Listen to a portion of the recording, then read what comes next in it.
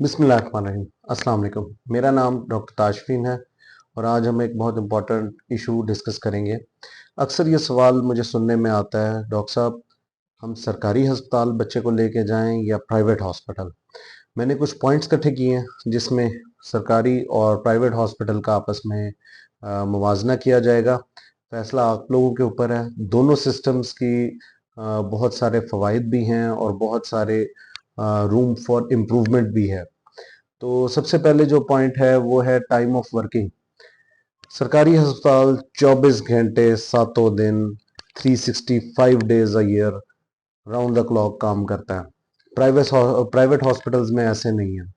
चाहे ईद का दिन हो, चाहे मुहर्रम हो, चाहे क्रिसमस हो, सब दिनों में किसी भी पब्लिक हॉलिडे वाले दिन सरकारी हॉस्पिटल काम कर रहा होता है और अपनी सर्विसेज डिलीवर कर रहा होता है, जबकि प्राइवेट में ऐसा नहीं है।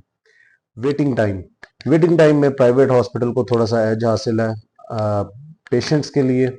आमतौर पे प्राइवेट हॉस्पिटल में वेटिंग टाइम बहुत कम होता है, जबकि सरकारी हॉस्पिटल में रश की वजह से वेटिंग टाइम ज़्यादा होता है। तीसरे नंबर पे है staff to patient ratio. Staff to patient ratio आमतौर पे सरकारी हॉस्पिटल में बहुत कम होती है। पेशेंट लोड बहुत ज़्यादा होता है। अगर प्राइवेट हॉस्पिटल में 3 से 5 मरीजों के लिए एक नर्स है, तो सरकारी हॉस्पिटल में तकरीबन 25 से 30 बच्चों के लिए बाज़-औक़ात एक नर्स होती है। और कई कई दफ़ा मैंने भी देखा है कि एक कोने से स्टाफ शुरू होती हैं मेडिसिन लगाना, तो जब तक वो आखिरी पेशेंट तक पहुंचती है, इस दौरान अगली मेडिसिन का भी टाइम हो जाता है।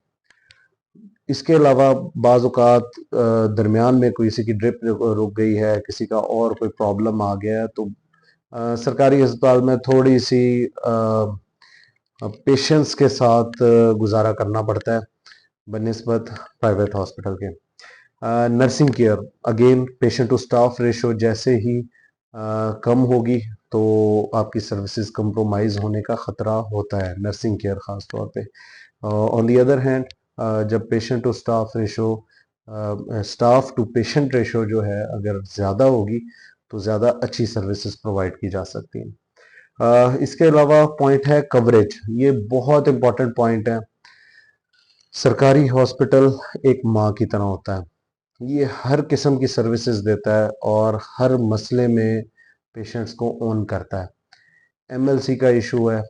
कोविड में हमने देखा था, जबकि सारे प्राइवेट हॉस्पिटल्स ने कोविड के मरीजों को लेने से इनकार कर दिया था, उस वक्त भी सरकारी हॉस्पिटल में सरकारी डॉक्टर, सरकारी नर्स और सरकारी अमले के साथ लोगों को सर्विसेज प्रोवाइड की गई थी।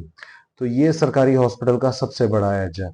इसके अलावा कॉस्ट, ये एक और बहुत बड़ा फायदा है जो सरकारी हॉस्पिटल के फेवर में जाता है कि सरकारी अस्पताल में आमतौर पे बिल्कुल ना होने के करीब खर्चा होता है या टोटली फ्री सर्विसेज प्रोवाइड की जाती हैं।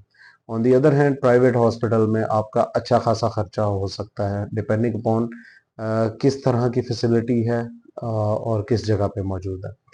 इसके अलावा पेशेंट्स चॉइस, ये एक बड़ा इंपॉर्टेंट पॉइंट है। मरीज की अपनी फरमाइश। सरकारी हॉस्पिटल में आप फरमाइश नहीं कर सकते कि आज दूसरे डॉक्टर साहब का आउटडोर का दिन है, लेकिन क्योंकि मुझे फलाना डॉक्टर पसंद है वो ही आज मुझे चेक करे, हालांकि उसकी ओपीडी में ड्यूटी नहीं भी है। सरकारी हॉस्पिटल में इमरजेंसी है या ओपीडी है, जिस डॉक्टर की उस जगह ड्यूटी है उससे आपको इलाज करवाना पड़ेगा। On the other hand private hospital में आप अपनी फरमाइश, अपनी चॉइस के हिसाब से जाके सर्विसेज अवेल कर सकते हैं। उम्मीद है आपको ये वीडियो पसंद आई होगी। आपके कोई कमेंट्स हैं, आप कोई चीज़ मैं भूल रहा हूँ या इसमें नहीं इंक्लूडेड, अपनी राय का ज़रूर इजहार करें कमेंट सेक्शन में। Thank you very much. Allah हाफिज़।